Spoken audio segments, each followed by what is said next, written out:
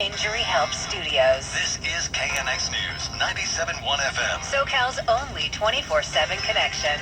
203, good afternoon. I'm Margaret Carrero. Pro-Palestinian advocates, they are pushing for a call for a ceasefire in Gaza from LA City leaders. Our Natalie Tavidian is live at LA City Hall with the latest.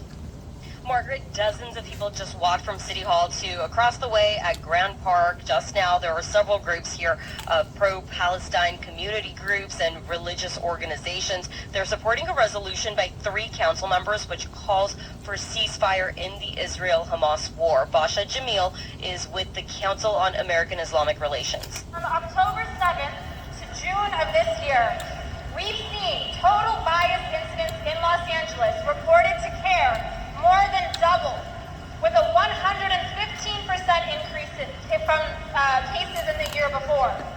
55 hate crimes were reported in Los Angeles in this period, as opposed to only 2 the year before. 49 incidents of hate on college campuses reported to CARE LA, as opposed to only 1 the year before in the city of LA. We're seeing a nearly 30% increase in the rise of reported hate incidents in K-12 schools, and employment-related harassment against Muslims and Arabs has more than doubled. Now, our community tends to underreport hate incidents, so we know that these data points are likely not telling the full story. That resolution is by council members Hernandez, Rahman, and Soto Martinez. It now goes to a council committee. Margaret, the resolution says that more than 100 cities and towns have officially called for a ceasefire and the end of, quote, indiscriminate bombardment of civilians. All right, Natalie, thank you so much. We're going to be talking about some stats with regard to hate crimes and those being reported in the state of California. That's coming up. But right now, 2:05. Let's get a check of your drive. Sabina Mora in the Simpson Automotive Group Traffic Center. Going to go to a brand new problem clogging things up here. City of Commerce on the southbound side of the 710 at Washington.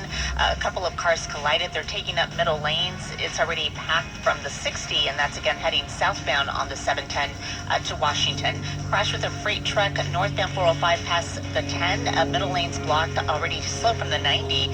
In Compton, eastbound 91 at Alameda.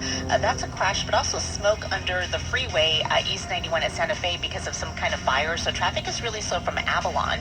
And got a call from Clayton, northbound 15 before the 10. That's a wreck, and it is bumper to bumper from before the 60. Coming up at 2:15, Margaret, heavy traffic on the 210 in Pasadena. Very good. Sabina, thank you so much. Here for the traffic. Stay with us for the news. Overall reported hate crimes in California, they decreased by just over 7% last year compared to 2022. That's according to a report by State Attorney General Rob Bonta. Crimes against black residents decreased by more than 20%, although they were the most commonly targeted group. Notably, hate crimes that targeted Asians, who became frequent targets during the COVID pandemic, that dropped by nearly 11%. Hate crimes based on sexual orientation up by more than 4%. Bonta issuing a statement saying while it's heartening to see an overall decrease in hate crimes in 2023, some of our communities, including our LGBTQ+, Jewish and Muslim communities, continue to be targeted and endangered by hate at alarming rates. Today's Supreme Court ruling puts homeless dumping in Los Angeles on steroids. That's what one LA City Council member is telling KNX News. The nation's top court overturned a 2018 decision that prevented West Coast cities from arresting people from sleeping outdoors or in vehicles. Now it's legal if cities decide to do it.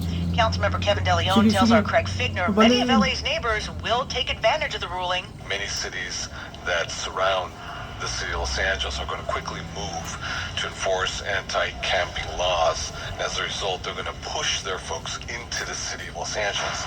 Listen, this has been happening already de facto, but this is going to be on steroids now. We need to use the weight of the law and have our city attorney litigate and send a very clear message that no municipality in the county of Los Angeles will just unload their unhoused folks because they don't want to utilize their tax dollars. They don't want to utilize their resources. But doesn't the Supreme Court ruling say you're welcome to do that? Well, that's the problem. But now it's going to be on steroids. De Leon's district includes Skid Row, where some 4,400 homeless people live in tents that cover the sidewalks there in downtown LA. The Supreme Court decision justifying anti-camping laws is being viewed with satisfaction by cities in Orange County, but Pete Demetrio reports officials also look at the ruling as a partial solution to the homeless problem. Orange County Supervisor Katrina Foley says 44 cities in the county are currently operating under a federal decree on how to properly shelter and deal with the homeless. And while the High Court's ruling will help other cities not under the decree aggressively deal with camping abuses, those cities should now also use the ruling as part of a holistic approach to solving homelessness. We have built a system of care that is reliant on a combination of enforcement and treatment and building out of permanent supportive housing units. So we must have all parts of the system working. Foley sees the biggest obstacle remaining is the development of permanent supportive housing with wraparound services, which creates a path to zero homelessness in the not-too-distant future. I'm Pete Demetrio, KNX News 97.1 FM. Continuing our homelessness coverage, the mayor of Los Angeles